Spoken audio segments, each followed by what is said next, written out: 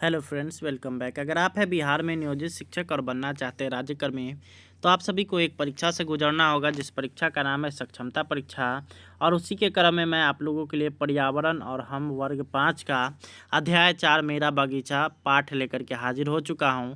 इससे पहले मैंने 3 अध्याय तक आप लोगों के लिए वीडियो अपलोड कर रखा है। अगर आप लोगों ने वो सारा वीडियो नहीं देखा है तो आप लोग चैनल पे से जाकर के देख सकते हैं।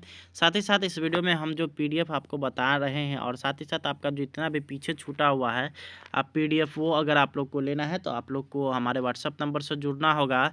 आपको व्हाट्सअप नंबर नीचे डिस्क्रिप्शन बॉक्स में दिया हुआ मिल जाएगा और यहाँ से आप लोग को जो है 399 रुपये का पेमेंट करना पड़ेगा। और एग्ज़ामिनेशन तक आप लोग को डेली 3 से 4 पीडीएफ डेली आप लोग को प्रोवाइड कराया जाएगा, जो कि आप लोग के एग्ज़ाम से रिलेटेड होगा और बिहार बोर्ड के बुक से भी रिलेटेड होगा। तो चलिए अब हम लोग स्टार्ट कर लेते हैं इस वीडियो को और क्वेश्चन आंसर को देखना शुरू करते हैं। तो ये यहाँ से आप लोग का पीडीएफ स्टार्ट है, अध्याय 4 मेरा बगीचा। सक्षमता परीक्षा संबंधित जानकारी के लिए आप लोग को यहाँ पे नंबर दिया गया है, आप लोग इस पर कांटेक्ट कर सकते हैं, कॉल और व्हाट्सअप कर सकते हैं और पीडीएफ यहाँ से प्राप्त कर सकते हैं। और हमारे यूट्यूब चैनल पे अगर आप लोग नए होंगे तो इसको ज़रूर सब्सक्राइब कर लेंगे। चलिए, पहला क्वेश्चन बोलता है कि लक्ष्मणगढ़ कहाँ है। ऑप्शन नंबर ए है बिहार में, बी है उत्तर प्रदेश, सी है राजस्थान और डी है इनमें से कोई नहीं। तो आप लोग को पता होना चाहिए कि लक्ष्मणगढ़ जो है आपके राजस्थान में है। आप लोग के बुक में दिया गया है मेरा बगीचा। आप लोग अगर पाठ पढ़िएगा तो पीडीएफ लेने के लिए आप लोग को इतना पे जो है गूगल पे या फ़ोन पे करना है और आप लोग का फ़ीस है 399 रुपये, आप लोग को पे कर देना है। चलिए, मेरा बगीचा पाठ में तितलियों की कितनी प्रजातियां हैं। आप लोगों ने अगर उस पाठ को अच्छे ढंग से पढ़ा होगा तो वहाँ पे आप लोग को पता क्या चलेगा कि मेरा बगीचा पाठ में तितलियों के जो प्रजातियों की जो बात की जा रही है वो 17 प्रजातियाँ वहाँ पे बात की जा रही है, यानी कि ऑप्शन नंबर बी इसका बिल्कुल राइट हो जाएगा। आगे हम लोग बढ़ेंगे तो यहाँ पे तीसरा नंबर सवाल आता है कि मेरा बगीचा पाठ में पक्षियों की कितनी प्रजातियाँ यहाँ पे बात की गई है। ऑप्शन ए है 87, बी है 91, 98 और इनमें से कोई नहीं। तो इसका जो आंसर हो जाएगा वो होगा आपका ऑप्शन नंबर ए, यानी कि 87। आगे हम लोग चलेंगे। चौथा नंबर सवाल है कि भारत का राष्ट्रीय पक्षी क्या है। तोता है, मोर है, बगुला है, हंस है। तो भारत का जो राष्ट्रीय पक्षी है वो मोर है, आप लोग को भी पता है और इसको भारत सरकार के द्वारा इसको राष्ट्रीय पक्षी का दर्जा दिया गया है। अगला सवाल है कि बिहार का राजकीय पक्षी क्या है। ये बहुत महत्वपूर्ण सवाल है सर आप लोगों के लिए, जिसके लिए ऑप्शन आप लोग का मोर है, तोता है, गौरैया है, इनमें से कोई नहीं। तो बिहार का जो राजकीय पक्षी है वो है आपका गौरैया, यानी कि ऑप्शन नंबर सी इसका बिल्कुल राइट आंसर हो जाएगा। गौरैया आप लोगों ने ज़रूर ही देखा होगा। अगला यहाँ पर है कि हार्बेरियम क्या है। ऑप्शन नंबर ए है पौधों का संग्रह, अगला ऑप्शन नंबर बी है पौधों का नमूना, ऑप्शन नंबर सी है दोनों और डी है इनमें से कोई नहीं। तो हार्बेरियम जो बनाया जाता है उसमें पौधों का संग्रहण भी किया जाता है और साथ ही साथ पौधों का नमूना को भी एकत्रित किया जाता है। तो इसका आपका ऑप्शन नंबर सी हो जाएगा, दोनों इसका राइट आंसर। अगला यहाँ पर आता है कि कैक्टस कहाँ पे उगता है। ऑप्शन नंबर ए है दोमट मिट्टी में, काली मिट्टी में, मरुभूमि में, इनमें से सभी। तो कैक्टस आप लोगों ने देखा होगा, कैक्टस का जो पेड़ है वो मरुभूमि में आप लोग को अधिकांश देखने को मिलेगा। तो ऑप्शन नंबर सी इसका बिल्कुल राइट आंसर हो जाएगा। अगला सवाल है कि यहाँ पर बबूल कैसे मिट्टी में उगता है। तो काली मिट्टी हो गया, ऑप्शन नंबर ए है रेगिस्तानी, ऑप्शन बी है काली, ऑप्शन नंबर सी है दोनों और इनमें से कोई नहीं। तो बबूल भी जो है आपके रेगिस्तानी मिट्टी में आपको अधिकांश देखने को मिलेगा। आप अगर कभी राजस्थान जाते हैं घूमने तो आपको वहाँ पे पता चलेगा कि वहाँ पर जो आप लोग को दूर दूर तक जो पेड़ पौधे दिखाई देंगे उसमें कैक्टस आप लोग को अधिकांशतः देखने को मिलेगा और साथ ही साथ आप लोगों को बबूल का पेड़ भी देखने को मिलेगा जिसकी पत्ती को ऊँट खाते रहते हैं। अगला यहाँ पर 9वां नंबर सवाल आता है कि मच्छर पनपते हैं। ऑप्शन नंबर ए हो गया इसका साफ पानी में, ऑप्शन नंबर बी हो गया गंदे पानी में, ऑप्शन नंबर सी हो गया दोनों और डी हो गया इनमें से कोई नहीं। अगर आप पानी जमा कर करके रखते हैं, चाहे वो पानी साफ़ हो या गंदा हो, दोनों ही जगह पे आप लोग के मच्छर पनपने की संपूर्ण संभावनाएं हैं। आप लोग को आगे बताएंगे कि साफ़ पानी में कौन सा मच्छर पनपता है, गंदे पानी में कौन सा मच्छर पनपता है, सारा कुछ का जानकारी आप लोग को इसी वीडियो में मिलने वाला है। तो मच्छर जो है साफ़ पानी और गंदे पानी दोनों में पनपता है, तो ऑप्शन नंबर सी बिल्कुल इसका राइट आंसर हो जाएगा।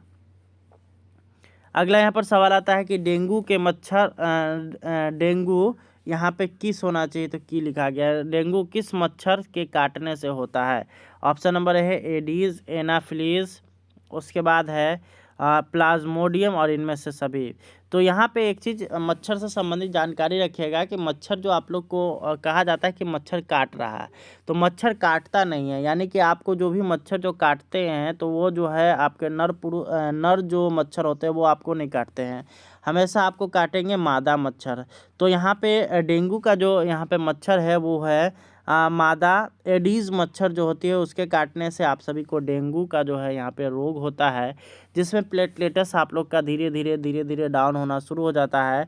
अगर उसको सही समय पर सही दवाई के द्वारा और सही खान पान के द्वारा ऊपर नहीं किया जाए तो मृत्यु होने की संभावना उसमें 100% बनी रहती है। तो अगला यहाँ पर हम लोग देख लेते हैं 11वां नंबर सवाल आता है कि मलेरिया का मच्छर कैसे पानी में पनपता है। ऑप्शन नंबर ए हो गया आपका साफ पानी में, ऑप्शन नंबर बी हो गया गंदा पानी में, ऑप्शन नंबर सी हो गया दोनों, और डी हो गया इनमें से कोई नहीं। तो सबसे पहले मलेरिया जो बना है वो बना है आप लोग का इस दो शब्दों से, माला जोर रिया। ठीक है, माला जोर रिया। और ये जो माला का मतलब होता है गंदा, माला मीन्स होता है गंदा, और रिया मतलब होता है पानी। ठीक है, रिया मतलब होता है आपका पानी। तो ये जो गंदा पानी में जो मच्छर जो पनपता है उसके कारण से मलेरिया होता है। तो यानी कि ऑप्शन नंबर बी इसका बिल्कुल राइट हो जाएगा। तो मलेरिया माला और रिया शब्द के मिलने से बना है, तो ये हो जाएगा आपका ऑप्शन नंबर बी गंदा पानी। ठीक है, अगला सवाल आता है कि डेंगू का मच्छर कैसे पानी में पनपता है। तो डेंगू के ऑप्शन नंबर ए हो गया साफ पानी में, बी हो गया गंदा पानी में, सी हो गया दोनों, और डी हो गया इनमें से कोई नहीं। तो जैसे कि मलेरिया का जो मच्छर है वो नाला उला के पानी में आप सभी को उत्पन्न होता है, परंतु ये जो डेंगू का मच्छर है ये आप लोग की गलती के कारण से उत्पन्न होता है। सबसे पहले आप लोग अपने छत पे क्या करते हैं कि बहुत सारा डब्बा वगैरह रख देते हैं या फिर टायर वगैरह रख देते हैं, तो उसमें पानी जमा हो जाता है, और वो जो पानी जमा होता है उसमें साफ़ पानी रहता है। और वही अगर साफ़ पानी आपका 14 से 15 दिन तक जमा रहता है तो उसमें डेंगू का मच्छर उत्पन्न होने की संभावना काफ़ी अधिक हो जाती है, और वहीं से डेंगू का मच्छर पनपता है। तो डेंगू और वहाँ से जो है चारों ओर ये डेंगू का जो है रोग फैल जाता है। तो यहाँ पे आप लोग इसका जो सही आंसर हो जाएगा वो हो जाएगा साफ़ पानी में डेंगू का मच्छर पनपता है। आगे बढ़ेंगे अब हम लोग। अगला यहाँ पे आप लोगों के लिए महत्वपूर्ण सवाल है कि हमें शाम में कैसे कपड़ा पहनना चाहिए। ऑप्शन ए है हाफ, बी है फुल, सी है दोनों, और डी है इनमें से कोई नहीं। तो यहाँ पे डॉक्टरों की अगर सलाह मानिएगा और आप लोग को अगर मच्छरों के काटने वाली बीमारियों से बचना है तो हमेशा फुल शर्ट का जो है यहाँ पे उपयोग करना चाहिए। फुल शर्ट फुल पैंट का यहाँ पे यूज करना चाहिए, ताकि आप लोग जो है मच्छर से बचे रहें, और मच्छर से जब आप बचे रहेंगे तो कई सारे बीमारियों से आप बचे रहेंगे। अगला यहाँ पर आता है बिहार का राजकीय पशु क्या है। बाघ है, बैल है, दोनों है, और इनमें से कोई नहीं। तो बिहार का जो राजकीय पशु है वो है बैल, यानी कि ऑप्शन नंबर बी इसका बिल्कुल राइट आंसर हो जाएगा।